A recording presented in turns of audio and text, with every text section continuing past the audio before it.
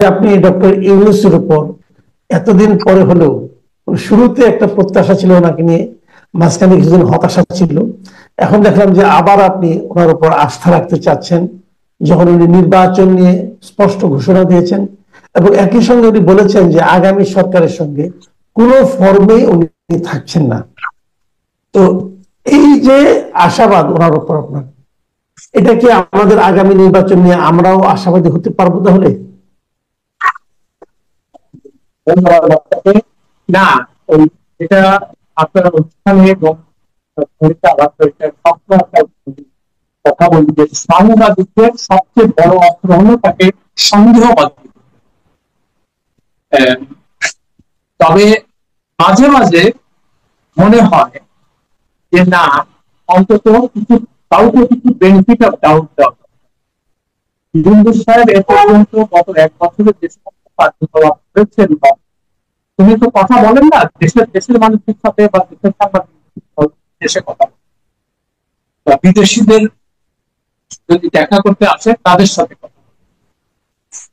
এই সমস্ত তার কথাবার্তা কার্যকলাপে আমার উনি দায়িত্ব নেওয়ার পর মাস 2 পর থেকে আমার মনে হয়েছিল যে তার কথাবার্তার সঙ্গে তার কাজের মিল নেই, এবং তখন থেকে আমার সন্দেহ দানা বাঁধতে থাকে তার আসল মোটিভটা কি জন্য আসছে। তো কালকে আমি যেটা লিখেছি যে এই প্রথমবারের মতো উনি দেখলাম যে একদম কোন ইফ বা বাট যদি কিন্তু এগুলো না বলে বলেছেন যে ফেব্রুয়ারি মাসেই নির্বাচন হবে এবং আমি আগামী সরকারে কোনোভাবেই সম্পৃক্ত হব না।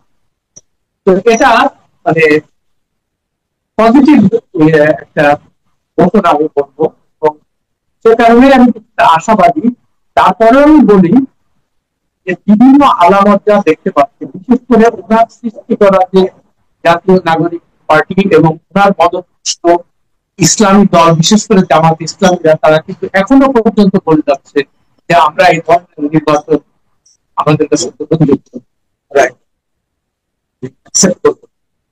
তো তার পরিপ্রেক্ষিতে মনে হয় যে উনি কি করতে পারেন। আর এখানে আরেকটা কথা বলি যে এই বর্তমান যে নির্বাচন কমিশন বা সরকার, এরা, আমার প্রচন্ড সন্দেহ হচ্ছে যে এরা সুষ্ঠু ফ্রি ফেয়ার ইলেকশন করতে পারবে। কেন পারবে না? তার কারণ বর্তমান যে সরকার প্রধান, তিনি নিজে তো নিরপেক্ষ না। নিরপেক্ষ না এই জন্য বলছি যে তিনি যদি নিরপেক্ষ হতেন তাহলে তুমি ময়দানে একটা নতুন দল নামাইলেন কেন ছাত্রদের? কারণ স্বাভাবিকভাবে তার নিরপেক্ষতা নিয়ে তো প্রশ্ন আসছে। তো এখন আপনি ধরেন মাঠ পর্যায়ে যারা ইলেকশনটা সুপারভাইজ করবে বা কন্ডাক্ট করবে, এরা তো সবাই মোটামুটি আইন শৃঙ্খলা রক্ষা বাহিনী, এরা সবাই সরকারের অধীনে। যদিও নির্বাচন কমিশন, আমরা জানি যে নির্বাচনের সময় 3 মাস আগে তাদের সমস্ত ট্রান্সফার পোস্টিং হবে, এগুলো সব নির্বাচন, বাট স্টিল আমাদের দেশের কালচারে যেহেতু সরকার জোরালো ভূমিকা থাকে বা তার দিকেই মানুষ থাকে, তো এখন তারা যদি জানে বা যদি না জানে যে এনসিপি বা জামাত ইসলামী এরা সরকারের মদতপুষ্ট, ফলে তাদেরকে যদি মাঠ পর্যায়ে নির্বাচনের দিন বা আগে তাদের যদি বিশেষ সুযোগ সুবিধা দেয়, তবে আমি তাতে আশ্চর্য হব। এবং সেখানে কিন্তু নির্বাচনের নিরপেক্ষতা নিয়ে প্রশ্ন আছে, খুবই স্বাভাবিক। তো আমি যে কথাটা একটু আগে বললাম যে নির্বাচন সুষ্ঠু হবে না বা নির্বাচন প্রশ্নবিদ্ধ হবে, এটাও সৃষ্টি করা ইউনূস সাহেবের নিজেই। তারপর উনি তো নিরপেক্ষ, উনি যদি নিরপেক্ষ হতেন তাহলে তো উনি নতুন মানে মাঠে নতুন দল নামাতেন না, বা এখন যে জামাত ইসলামীর সমর্থন সরকারে আছে বা তাদের দেখবেন সব সর্বজায়গায় তাদের লোক। তো সেই ক্ষেত্রে আমি অন্তত সাংবাদিক হিসেবে আমি অন্তত এটাকে খুব একটা পজিটিভলি আমি নিতে পারছি না, ততক্ষণ আমি মাঠ পর্যায়ে দেখবো যে এটা ঠিক আছে কিনা।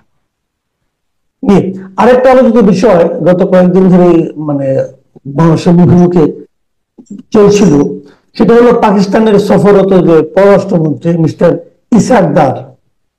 তো উনি এখানে এসে অনেকের সঙ্গে দেখা করেছেন, বিভিন্ন পলিটিক্যাল পার্টি লিডারদের সঙ্গে দেখা করেছেন। আমি বুঝতেই পারলাম না একজন পররাষ্ট্রমন্ত্রী সকল পলিটিক্যাল পার্টির সঙ্গে দেখা করলেন এমন ভাবে কেন। এবং আমাদের যে প্রধান উপদেষ্টা উনিও দেখলাম ওনার সঙ্গে বেশ দেখা করলেন, মানে এটা আমার কাছে একটু অস্বাভাবিক লেগেছে। যাই হোক, তারপর উনি আবার যাওয়ার প্রেস কনফারেন্সে সাংবাদিকদেরকে বললেন যে আমাদের সঙ্গে যে সমস্ত অমীমাংসিত ইস্যু ছিল এগুলো নাকি দুইবার সমাধান হয়ে গেছে। তো এই দুইবার কি সমাধান আপনিও মনে করেন আসলে হয়েছে? এটা প্রশ্নই আসে না। যদি সমাধান হবে তাহলে এত কথা তো দরকার ছিল। এবং তো এক নম্বর কথা হলো যে তাদেরকে আনকন্ডিশনাল অ্যাপোলজি অর্থাৎ নিঃশর্ত ক্ষমা চাওয়া, এটা মানে পরিষ্কার ভাবে কাউ এখনো পর্যন্ত আমি অন্তত গত 50-53 বছর শুনিনি। এখন উনি যে রেফারেন্সটা দিচ্ছেন যে এটা তো 74 সিমলা চুক্তি, মানে ভুট্টো সাহেব বলেছেন একবার যে, তারপরে পারভেজ মোশাররফ বলেছেন যে আমরা যদি যদি যদি কথাটা আমরা যদি এরকম মানে কিছু করে থাকি তার জন্য। তো যদি তো এখানে কোনো প্রশ্ন নাই, এখানে অসংখ্য মানুষ নিহত হয়েছে পাকিস্তানি আর্মির দ্বারা বা পাকিস্তানি যারা পুলিশ মিলিশিয়া যারা ছিল তারা। এগুলো তো আমাদের চোখের সামনে দেখা, আমরা তো বাচ্চাদের, আমরা তো তখন পরে দেখব, সব আমরা নিজেই দেখেছি। তো এখন উনি বলছেন যে যদি যদি এরকম হয়ে থাকে, তো এখানে যদি তো কোনো প্রশ্ন নেই, ব্যাপারটা খুবই পরিষ্কার। এবং আর দুটো যে বড় জিনিস ছিল আমাদের অমীমাংসিত, একটা হলো এখানে যারা আটকে পড়া পাকিস্তানি মানে বিহারি তারা বলি, জি, আর আমাদের সম্পদ ভাগানো। তো সে বিহারিদের নিয়ে এত তাল বাহানা করলো গত ইয়ে, এবং আলটিমেটলি এখনো সেই সময় আমি আরো 2.5 লক্ষ যে জেনেভা ক্যাম্প থাকা, তারপরে বিভিন্ন জায়গায়। এবং আমি এই ইস্যুটা নিয়ে অনেক লেখা দেখেছি, অনেকবার। তো তারপরেও একবার তো নওয়াজ শরীফের সময় সমস্ত কিছু প্লেন প্লেন রেডি হলো, সবকিছু হলো, একদম তারা চলে যাবে, আমরা তো সব এয়ারপোর্টে গেলাম যে এটা অবাক। তার কিছুক্ষণ আগে শুনলাম যে এটা বাতিল হয়ে গেছে।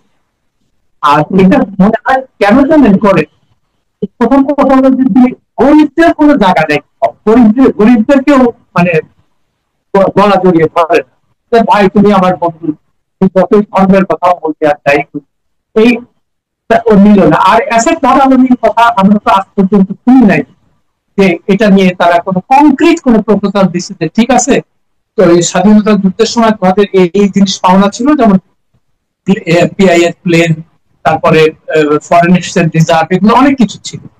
তো এগুলো নিয়ে তো কোনো সুনির্দিষ্ট কোনো কিছু আজ পর্যন্ত কোনো প্রস্তাব পাকিস্তানের কাছ থেকে আসেনি। আর এই প্রসঙ্গে আরেকটা বলি, আপনি নিশ্চয়ই দেখছেন এখন গত 3 দিন থেকে কক্সবাজার রোহিঙ্গা প্রত্যাবাসন নিয়ে একটা অংশীদানের সংলাপ আছে।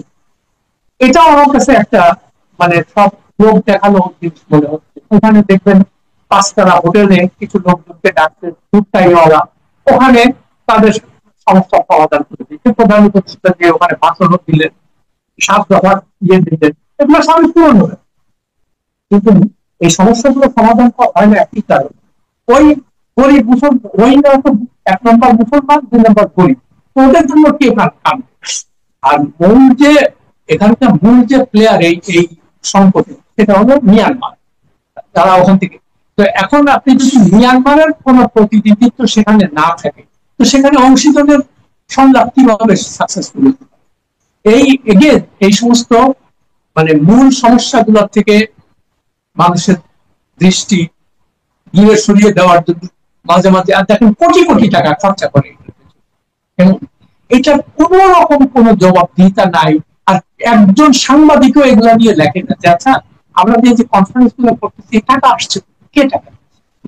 আর একটা জিনিস মনে রাখবেন, এই ধরনের মানে কি বলে সমস্যা যতদিন জিয়ে রাখা যায় ততদিন কিছু কিছু লোকের ভাগ্য খুব খুলে যায়। যেমন এর মধ্যে জাতিসংঘ আছে, এনজিওরা আছে, তারপরে এরা করে কি ওই এদেরকে খাওয়ানো করানোর কথা বলে $6,000-7,000 করে বেতন নেয় মাসে মাসে।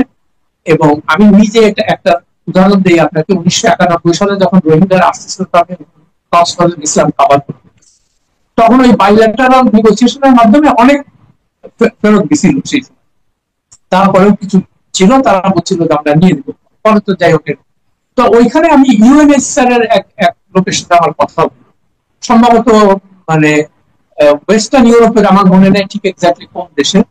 তারে আমি জিজ্ঞেস করলাম যে সমস্যা তো সমাধান হয়ে যাচ্ছে, তুমি এখন বললো যে সমস্যার সমাধান হয়ে গেলে তো আমাদের মুশকিল, এখন আমার তো আর চাকরি থাকবে। তা আমি বললাম বলে কি, হ্যাঁ।